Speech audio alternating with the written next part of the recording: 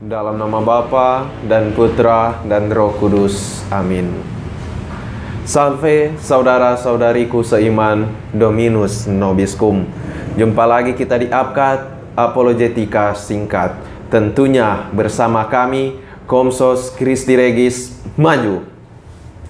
Saudara-saudariku seiman, masih dalam perenungan bersama kita akan bulan Rosario ini.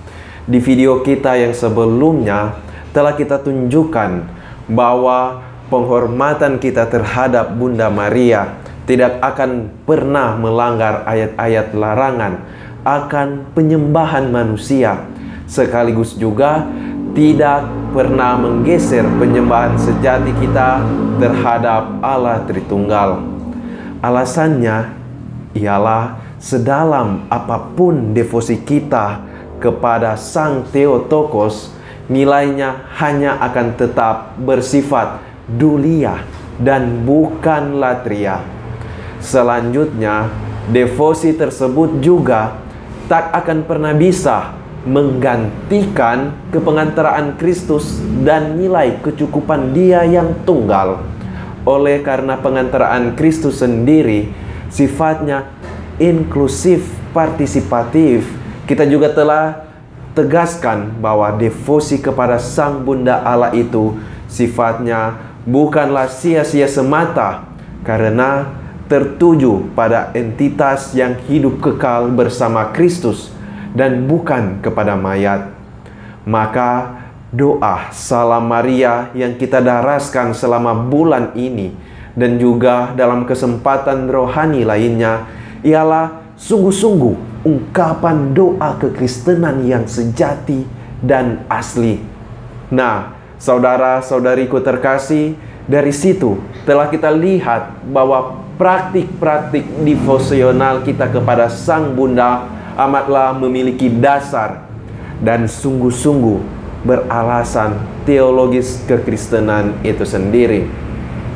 Namun, secara lebih mendalam, tahukah kita, khususnya kaum awam Katolik, akan makna terdalam dari seluruh penghormatan kita kepada Sang Bunda?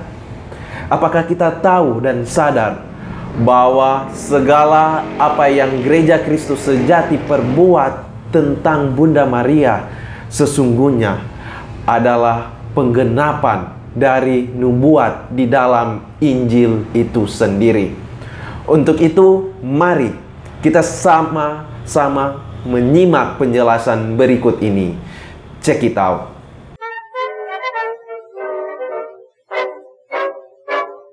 Dalam Injil Lukas, tepatnya pada bab 1 ayat 46 sampai 55, kita bisa menemukan apa yang disebut sebagai Magnificat, atau juga yang biasa disebut sebagai nyanyian pujian Maria kepada Allah atau Kidung Maria.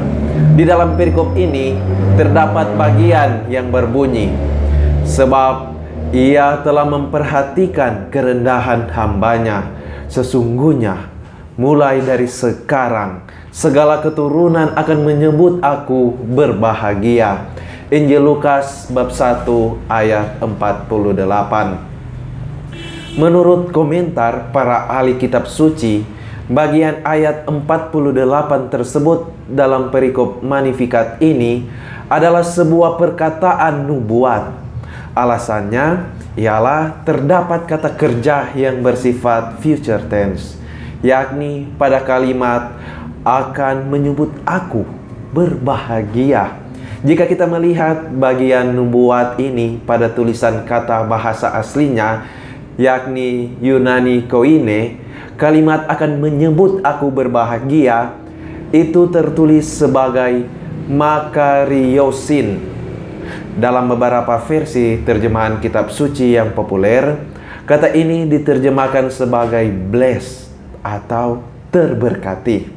Karena makna dari kata makariso yang merupakan kata dasarnya ialah merujuk pada kondisi sukacita oleh karena adanya rahmat atau berkat khusus dan spesifik yang telah diterima atau dialami. Sehingga terjemahan ini yang lebih cocok dari Injil Lukas bab 1 ayat 48 ke dalam bahasa Indonesia ialah segala keturunan akan menyebut aku terberkati atau diberkati. Saudara-saudariku seiman yang dikasihi Tuhan, seperti yang kita ketahui bersama ataupun dikatakan tadi bahwa kalimat ini adalah merupakan kalimat nubuat sekaligus merupakan kidung yang dihantarkan oleh Sang Bunda kepada Allah. Maka hal itu berarti Bunda Maria bernubuat bahwa setiap manusia di muka bumi ini akan memuji dan memuliakan Allah, serta akan menyebut Bunda Maria sebagai seseorang yang terberkati. Karena kata segala keturunan dari ayat ini yang dalam bahasa aslinya ialah geneai, merujuk kepada seluruh generasi manusia ciptaan Allah dalam segala waktu atau setiap zaman. Dengan kata lain, semua umat manusia akan mengenal dan mengakui Bunda Maria sebagai seseorang yang terberkati. Maka sekarang, marilah kita berefleksi dan berenung. Apakah setiap umat manusia ciptaan Allah telah sungguh-sungguh mengenal siapakah Bunda Maria itu, lalu telah menyebutnya sebagai Dia yang terberkati? Sederhananya ialah, apakah nubuat Bunda Maria itu telah tergenapi atau terpenuhi, atau malah yang terjadi ialah sebaliknya?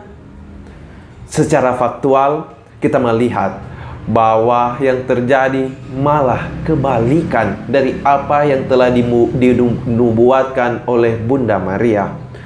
Bukan hanya masih banyak keturunan yang tidak mengenal saja, tetapi juga bahkan ada yang menghina, merendahkan, sekaligus melecehkannya.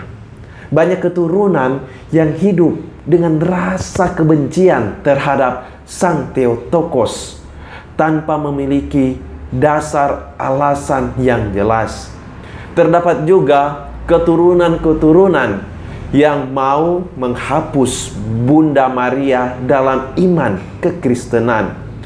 Bahkan ada segelintir yang berpendapat bahwa atas dasar cinta kepada Sang Bunda perlu ditinggalkan dan diposisikan secara rendah, agar Sang Bunda sendiri tetap menjadi bawahan putranya. Hal itu dilakukan sebagai respon terhadap beberapa orang juga yang tak mengerti misteri Sang Bunda. Akhirnya jatuh pada penyembahan akan Dia. Dari beberapa fenomena ini, akhirnya orang pun bertanya, dapatkah nubuat Bunda Maria itu terlaksana? Jawaban yang paling tepat ialah dapat dan sedang terlaksana.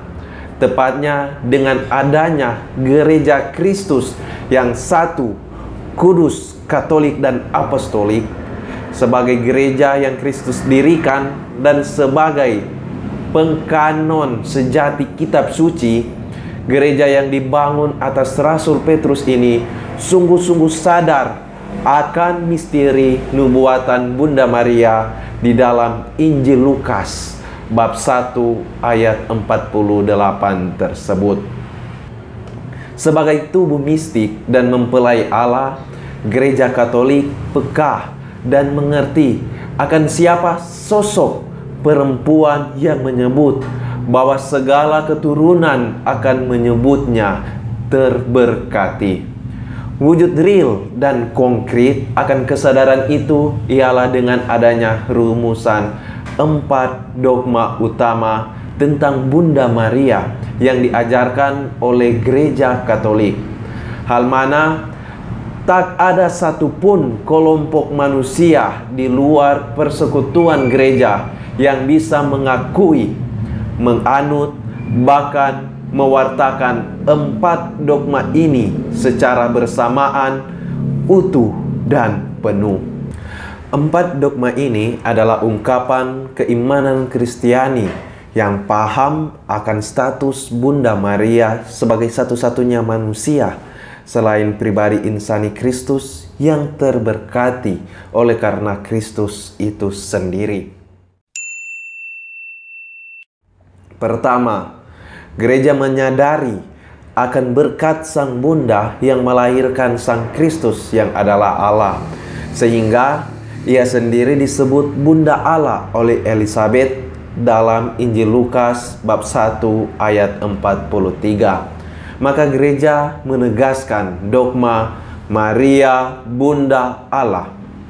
Dalam Konsili Efesus pada tahun 431 berbunyi, "Perawan suci Maria ialah Bunda Allah."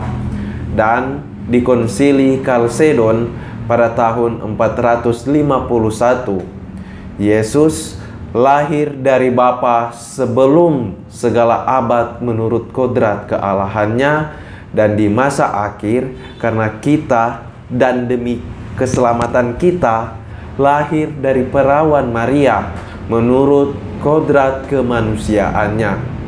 Kristus yang satu dan sama adalah Putra Allah. Kedua, karena gereja menyadari bahwa Bunda Maria memperoleh berkat melahirkan firman Allah yang berinkarnasi, yang proses pembentukannya sebagai janin tidak memerlukan campur tangan dan benih laki-laki, namun oleh kuasa Roh Kudus. Dalam Injil Lukas bab 1 ayat 35. Gereja pun sadar akan keperawanan Maria yang tetap tidak terganggu, sebagaimana nyata dalam rumusan baptisan sejak abad ketiga.